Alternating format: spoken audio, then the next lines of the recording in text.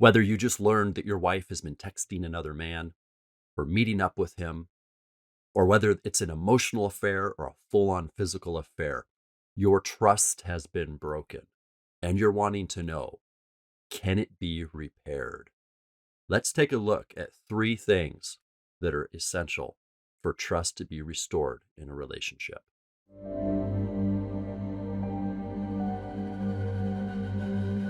Hello, brothers.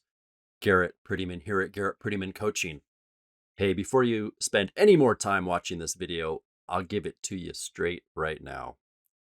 Your trust with your wife cannot be fixed if she is not showing genuine repentance and sorrow for the breach of fidelity that she did. Here's something ironic that I want you to consider. The fact that she could cheat or break your trust has actually always existed to the same degree in your relationship as it exists right now.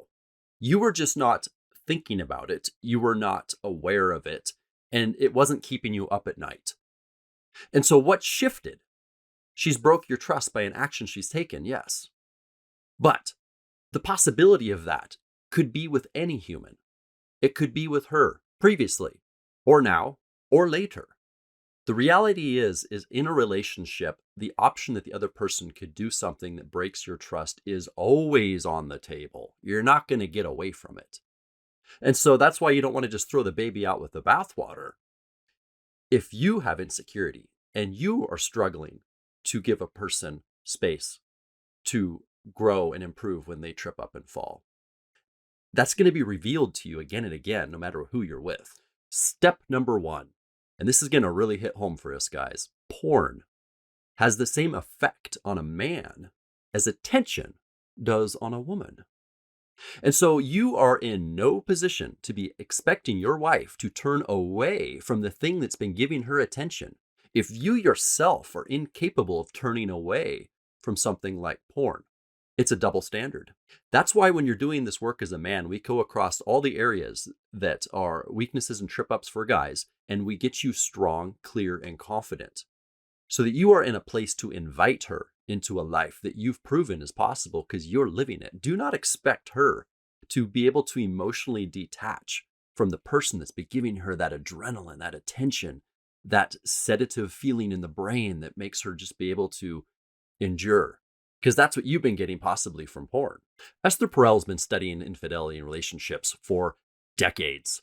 And something that really caught her eye was, why is it that so many people cheat when they're already in a happy relationship? That's an interesting dynamic. If your relationship was that one where honestly, she's perfectly happy with you, she doesn't want a divorce, you don't want a divorce, everything's been fine, now she has an affair, why?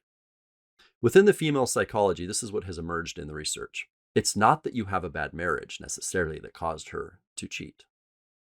It's that she's become unhappy with the version of her that's able to live in the relationship right now. A lot of women have put their dreams aside. They've set aside what they wanted or even a layer of connection that they used to push for in the relationship. They've given up. And although the status quo that you've maintained hasn't been that bad, she wants something more. This is an insatiable drive in the feminine. This is why it's so important that the man does not just put a ring on her finger and kick back and go, all right, we're married, let's just enjoy the ride. No, brother, you need to be the one who's bringing in excitement, new experiences, have a mission you're moving towards, a plan, an edge, always bringing in something to shake it up. It's our job to lead the intimacy department, to lead the excitement, to lead the relationship in a direction that feels fulfilling and like it's going somewhere. Within the man psychology, we want everything in life to be brought to fruition so we can just sit down and enjoy just peace and nothingness. Honestly, this is extremely boring for feminine. She likes to relax, but she wants to then go and experience something. If you're not bringing spice into your life, there's no spice for her to enjoy. All of this stuff is intertwined. It's not as simple as just she was an unfaithful woman and has been hanging out with another guy. There's all this other stuff at play. But you want to do it from a root place that is giving you happiness and you inspiration. You're not forcing it. Giving from an empty bucket is not sustainable. I'm not telling you to crank out more love letters and take her on more dates and make sure you go to a amusement park this Friday and put her on a roller coaster. Although that might be exciting and fun, you want to get clear on what the things are that you're actually enjoying about life yourself, regardless. You're inviting her into your exciting, amazing life. You're not just coming up with stuff to sedate her endless need for excitement. See the difference in that. The bucket must be filled for you first. And from the fullness of your happiness and the fullness of your excitement, the fullness of who you are, it flows into her life too. Step number 2, you need to work on your own insecurities. She could be perfectly trustable for decades moving forward, but if you feel insecure about it, if you don't show her trust, then the trust will never be between you again. So you both have to own your part in building this back together.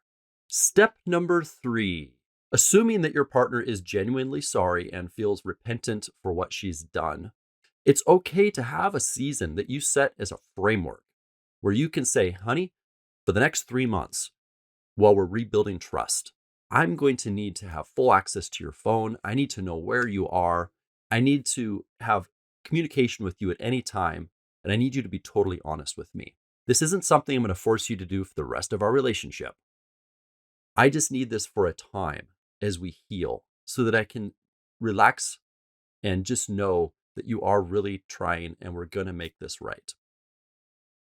The sad news, brother, is if she is not sorry or repentant about violating the trust, it is gone. No amounts of your efforts will restore that.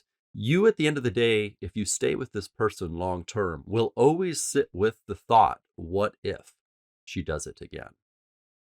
That is something you are choosing to live with if you stay with this person. You are completely within your rights and morals as a man to no longer stay with this woman if she is not going to be trustable, or if that trust cannot be restored to a point that it's not constantly eating at you. Like I said, the moment the trust was broken, the vows were broken, the fidelity was broken. You didn't have a marriage anymore at that point. It was dissolved. And so if you want to rebuild the marriage into version 2, you need to become version 2, and so does she. To start over, if you repeat the same patterns you did the first time, you'll end up in the same relationship situation. So that's a positive mindset to hold towards this point in your life as you decide how you want to move forward. Putting the same vegetables in the same pot will give you the same soup. This is a time to dig deep in a man and do personal development in your core value systems, your boundaries, and showing the empathy and trust for her as she does the same. An amazing relationship can spring forward from this point that is unlike the first one because you both are matured and you're pouring energy into a new life, a new relationship. If that is the direction that you're wanting to go, you should reach out, because this is something I coach men with all the time on getting them clear on how to be masculine in relationships in a way that's confident and fulfilling, inspiring, and attractive to women.